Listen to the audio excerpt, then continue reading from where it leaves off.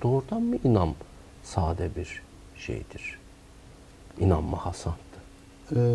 İnsanın bir şəxsiyyət kimi formalaşmasında ən müstəsna dəyər imandır.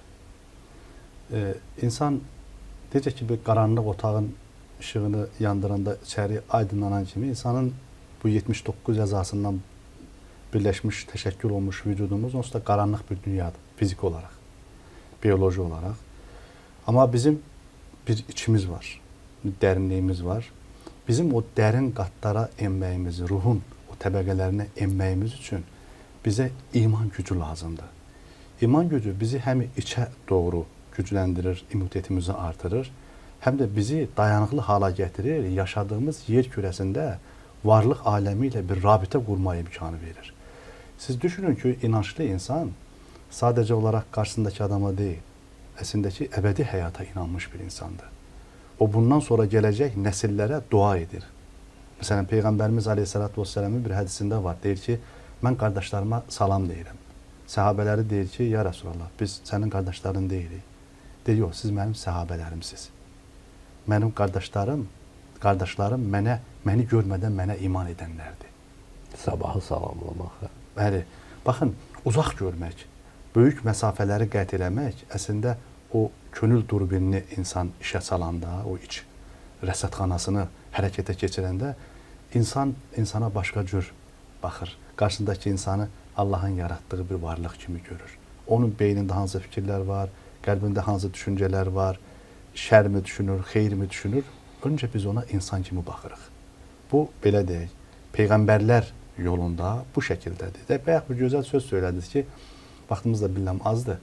Yəni, müxtəlif inançların içərisində olanda bir Peyğəmbərdən danışanda digəri qısqanclıqla qarşılıq. Qısqanclıqla qarşılıq. Mənimkindən danış ki, çox. Məsələn, gəlin, bir Quran-ı Kərimi açıb oxuyanda, Quran-ı Kərimdə uca yaradan, məsələn, Həzrəti Peyğəmbər Muhammed Aleyhisselatü Vesselam haqqında 5 yerdə onun adını çəkir. Ən az ondan danışıb. Məsələn, bayaq mən 25 yerdə dedim ki, tutalım ki, Həzrəti İsa'dan, Həzrəti Musadan, Həzrəti Musadan, İbrahimdən. 69 yerdə Həzrəti İbrahimdən bəhs edir, inanc atamızdan. Bəli. Hansı ki, Həzrəti İsaqın da, Həzrəti İsmailin da. Atası. Hər iki belə deyək, qolun belə inanc atamız olaraq Həzrəti İbrahimdən bəhs edir. Məsələn, Həzrəti İsa Aleyhisselamı Məsih olaraq tanıdır, qurtarıcı olaraq göstərir. Və eyni zamanda Ulul Əzim 5 böyük Peyğəmbərdən biri kimi göstərir. Və eyni zamanda onu körpə vaxtında, uşaq vaxtında anasına iftira atır. Atılan bir varlıq olaraq anasını qoruyan bir varlıq kimi göstərir. Düşünürsünüzmü, Həzrəti Məryəmə biz ana deyirik. Həzrəti Məryəm ana deyirik.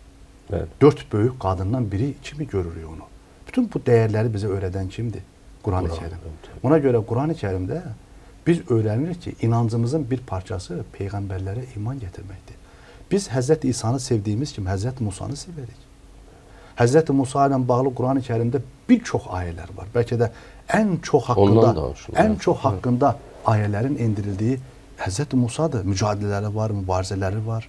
Yollar keçir. Ona görə də bizim üçün, bəli, bu dünyanın bir barışa, bir sülhə ehtiyacı var. Özəlliklə bu gözəl ölkəmizdə, bayaq dediniz ki, biz yaxın vaxtlarda görürük. Bir fərqli o çiçəklərin belə deyək, toplandığı kəmən kimi. Bəli, o seyid gördünüz. Bəli, bu gözəl ölkəmizdə bugün fərqli inançlara sahib olan insanlar var, Azərbaycanlılarımız var. Yəni, Azərbaycanda bu tolerantlıq düşüncəsi, xoşgörü düşüncəsi, məfkurəsi gerçəkdən oturdu. Bu xalqın, bu uca millətimizin, əslində bu dəyərli millətimizin bu kültürüdür, dərinliyidir. Biz bunu qəbul etdik. Və bunun bir də bizim dinimizdən, yəni İslamiyyətdən bizə verilən çox önəmli tərəfləri var. Niyə? Çünki bizim üçün biz Həzrəti Muhammed dediyimiz kimi Həzrəti Davud deyirik. Bizim bir sıxıntımız yoxdur.